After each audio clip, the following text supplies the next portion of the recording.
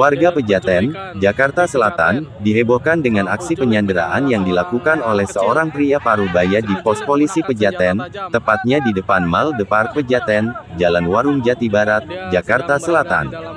Terlihat pria tersebut menyandera seorang bocah perempuan yang berumur sekitar 5 tahun.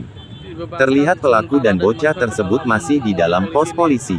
Tampak anggota TNI, polisi, Polwan, dan seorang anggota Babinsa melakukan penjagaan ketat di luar pos polisi. Mereka tengah membujuk pelaku untuk keluar dari sana. "Nggak usah foto sampean," teriak pria tersebut sambil menodongkan senjata tajam diduga pisau ke leher si bocah perempuan.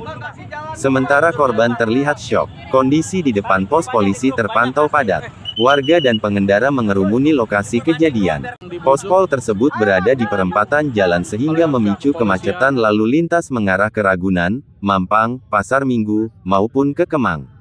Polres Metro Jakarta Selatan mengungkapkan motif penyanderaan bocah perempuan berusia sekitar 7 tahun yang dilakukan oleh IJ, 54 tahun, di sebuah pos polisi di seberang pusat belanja The Park Pejaten, Pasar Minggu, Jaksel, Senin, tanggal 28 Oktober tahun 2024. Kasih Humas Polres Jaksel AKP Nurma Dewi mengatakan, pelaku menyandera bocah perempuan itu karena mengalami halusinasi akibat sabu yang ia konsumsi selama 4 hari terakhir. Motifnya sebetulnya dia hanya menjadikan anak ini sebagai tameng.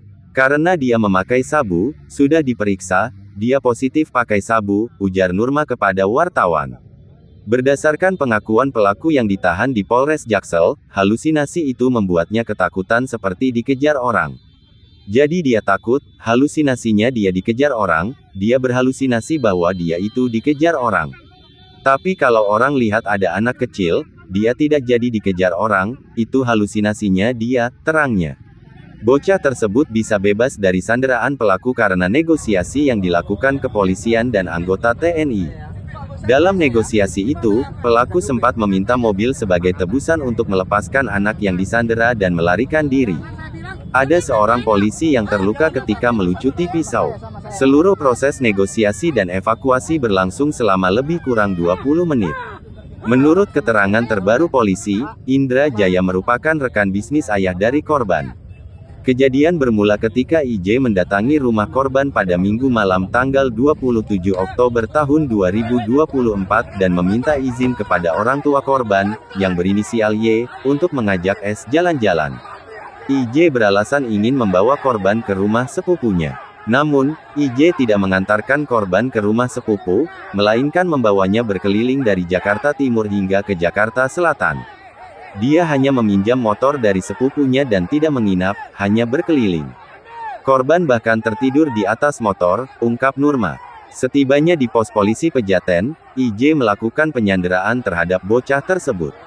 Ia mengeluarkan pisau dapur dan mengancam korban agar tetap tenang dan tidak menangis. Dia membawa sebilah pisau dapur untuk membuat anak itu tetap diam, ujar Nurma. Pelaku mengaku baru mengenal orang tua korban selama 2 bulan sebagai rekan bisnis, sehingga orang tua korban merasa nyaman menitipkan anaknya kepada IJ. Kasat Lantas Polres Metro Jakarta Selatan, Kompol Yunita Rungkat, menjelaskan bahwa korban penyanderaan mengalami luka ringan berupa goresan di dekat mata akibat pisau tersebut. Tidak ada luka serius, hanya goresan kecil di area dekat mata, kata Yunita. Korban telah menerima perawatan di RSJMC dan kini berada di Polres Jakarta Selatan untuk pendampingan lebih lanjut.